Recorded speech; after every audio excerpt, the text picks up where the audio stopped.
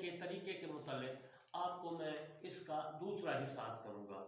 کپڑے کو 3 مرتبہ دھو کر ہر مرتبہ خوب نچوڑ لیا جائے کہ آپ نچوڑنے سے نہ ٹپکے گا، پھر اس کو لٹکا دیا اور اس سے پانی ٹپکا تو یہ پانی پاک ہے، اور اگر خوب نہیں نچوڑتا تو یہ پانی ناپاک ہے۔ دودھ پیتے لڑکے اور لڑکی کا ایک ہی حکم ہے کہ ان کا پیشاب کپڑے یا بدن میں لگا ہے تو 3 بار دھونا اور نچوڑنا جو ہے پڑے گا ضرور۔ یہ مسئلے میں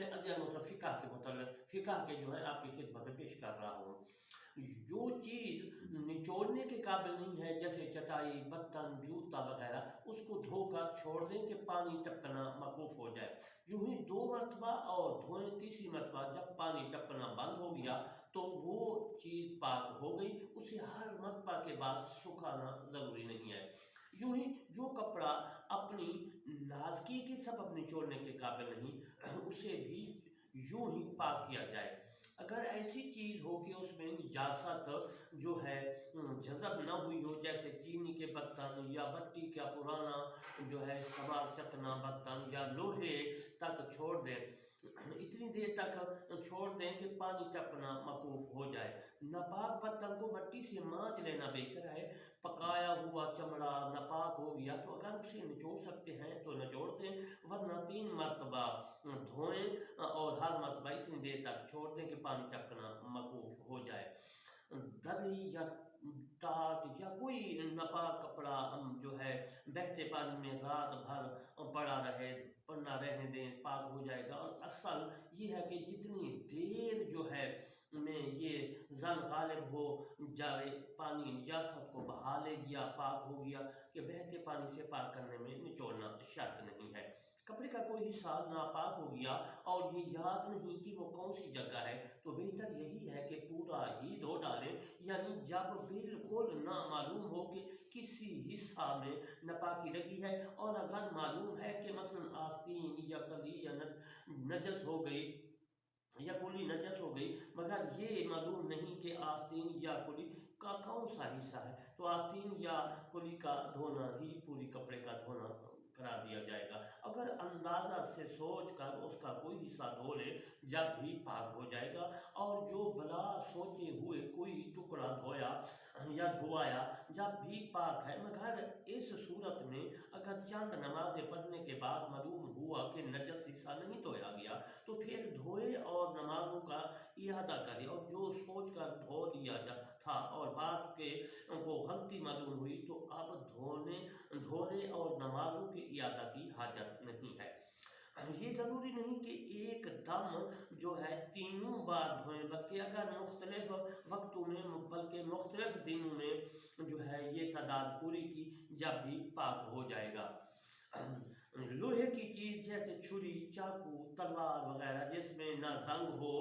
نہ نقش و نگار ہو، وہ نجس ہو جائے، ناپاک ہو جائے تو پھر اس کا کیا مطلب ہے؟ وہ ہے کہ کھال پاک ہے کہ نمازی کے پاس اگر وہ گوشت ہے یا اس کی کھال ہر نماز پڑھی تو نماز ہو جائے گی۔ یعنی میرا کہنے کا مقصد ہے کہ جو چیز جو ہے نقش نگار والی کے چھری کے اوپر نقش وغیرہ یا کوئی ایسی لکیریں ہوتی ہیں، اس میں مٹی وغیرہ جو ہے وہ ہوتی ہے، اس کے متعلق میں عرض کر رہا ہوں کہ نماز کے پاس اگر وہ گوشت ہے یا اس کی کھال پر نماز جو ہے پڑھی تو نماز ہو جائے گی، مگر حرام جانور ذبح سے حلال نہ ہوگا، حرام ہی رہے گا۔ سور یعنی خنزیر کے سوا ہر مرتاد جانور کی کھال سکھانے سے پاک ہو جاتی ہے، خواہ اس کو کھاری، نمک وغیرہ کسی دوا سے پکایا ہو یا فقط دھوپ یا ہوا میں سکھا لیا ہو اور اس کی تمام رطوبت فنا ہو کر بدبو جاتی رہے، دونوں صورتوں میں پاک ہو جائے گی، اس پر نماز درست ہے۔ درندے کی کھال اگرچہ پکا لی گئی ہو، نہ اس پر بیٹھنا چاہیے نہ نماز پڑھنی چاہیے کہ مزاج میں سختی اور تکبر پیدا ہوتا ہے۔ بکری اور مینڈھے کے کھال پر بیٹھنے اور پہننے سے مزاج ہی نرمی اور انکساری پیدا ہو جاتی ہے۔ کتے کی کھال اگرچہ پکائی گئی ہو یا وہ ذبح کر لیا گیا ہو، استعمال میں نہ لانا چاہیے کہ ائمہ کے اختلاف اور عوام کی نفرت سے بچنا مناسب ہے۔ روئی اگر اتنا ہی حصہ نجس ہے جس قدر کے دھلنے سے اڑ جانے یا گمان صحیح ہو تو دھلنے سے پاک ہو جائے گی، ورنہ بغیر دھوئے پاک نہ ہوگی۔ ہاں اگر معلوم نہ ہو کہ کتنی نجس ہے تو بھی دھلنے سے پاک ہو جائے گی۔ غلہ جب جو ہے پیر میں ہو اور اس کی مالش کے وقت بیروں نے اس پر پیشاب کیا تو اگر چند شریکوں میں تقسیم ہوا یا اس میں سے جو ہے مزدوری دی گئی یا خیرات کی گئی تو سب پاک ہو گیا، اور اگر کل بین نہیں موجود ہے تو ناپاک ہے، مگر اگر اس میں سے اس قدر جیسے احتمال ہو سکے کہ اس سے زیادہ نشز نہ ہوگا، دھو کر پاک کر لیں تو سب پاک ہو جائے گا۔ رنگ سیسا پگھرانے سے پاک ہو جاتا ہے۔ جمے ہوئے گھی میں چوہا گر کر مر گیا تو چوہے کے آس پاس سے نکال کر ڈالے، پاک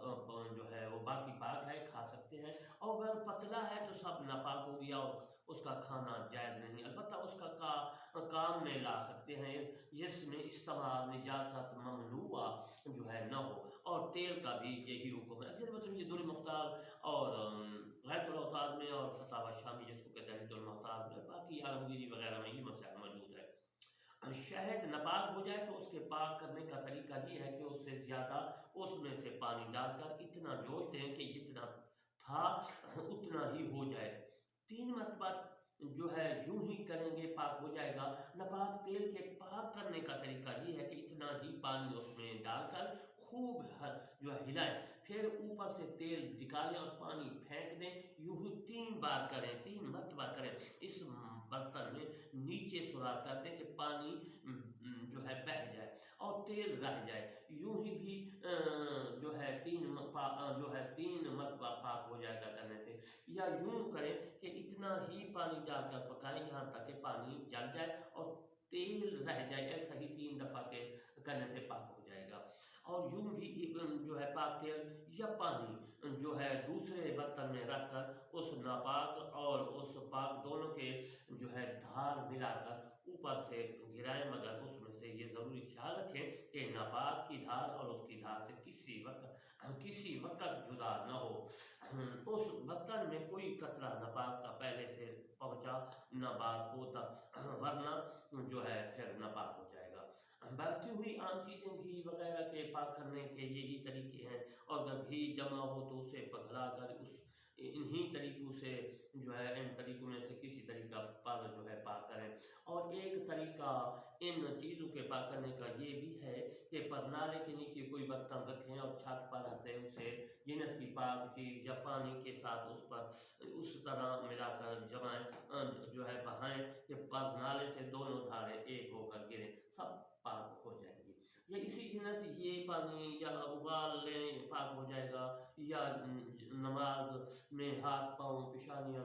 جو ہے ناک رکھنے کی جگہ کا نماز پڑھنے میں پاک ہونا ضروری ہے۔ باقی جگہ کا نجاست ہو تو نماز میں جو ہے حرج نہیں۔ ہاں نماز میں نجاست کے قرب سے بچنا چاہیے۔ کسی کپڑے میں جو ہے نجاست لگی ہو اور وہ نجاست اتنی طرف رہ گئی ہو، دوسری جانب اس نے اثر نہیں کیا، تو اس کو لوٹ کر دوسری طرف جو ہے جدھر نجاست نہیں لگی ہے نماز نہیں پڑھ سکتے، اگرچہ اتنا ہی جو ہے موٹا ہو، مگر جب کہ وہ نجاست مواضع سجود سے الگ ہو۔ جو کپڑا اور تہہ کا ہو، اگر ایک تہہ اس کی نجس ہو جائے تو اگر دونوں ملا کر اسی لیے گئے ہوں گے تو دوسری تہہ پر نماز جائز نہیں، اور اگر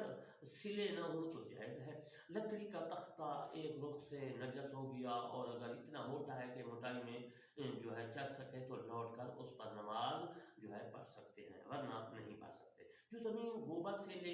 لیپی گئی ہو، اگرچہ سوکھ گئی ہو، اس پر نماز جائز نہیں۔ ہاں اگر وہ جو ہے سوکھ گئی ہو اور اس پر کوئی موٹا کپڑا بچھا دیا تو اس کپڑے پر نماز پڑھ سکتے ہیں، اگرچہ کپڑے میں تر ہو، مگر اتنی تری نہ ہو کہ زمین بھیگ کر اس کو تر کر دے کہ اس صورت میں یہ کپڑا نجس ہو جائے گا اور نماز نہ ہوگی۔ آنکھوں میں ناپاک سرما کاجل لگایا اور جو ہے پھینک دیا تو دھونا واجب ہے، اور اگر آنکھوں کے اندر ہی ہو یا باہر نہ لگا تو معاف ہے۔ کسی دوسرے مسلمان کے کپڑے میں نجاست لگی دیکھی اور غالب گمان ہے کہ اس کو خبر کرے گا تو پاک کر لے گا، تو خبر کرنا واجب ہے۔ فاسقوں کے استعمال کپڑے جن کا نجس ہونا نہ ہو پاک سمجھے جائیں گے، مگر بے نمازی کے پاجامے وغیرہ میں احتیاط یہی ہے کہ رومالی پاک کر لی جائے۔ اکثر بے نمازی پیشاب کر کے ویسے پاجامہ باندھ دیتے ہیں، اور کفار کے ان کپڑوں کے پاک کرنے میں تو بہت ہی خیال کرنا چاہیے۔ اگر مطلب میرے کہنے کا مقصد ہے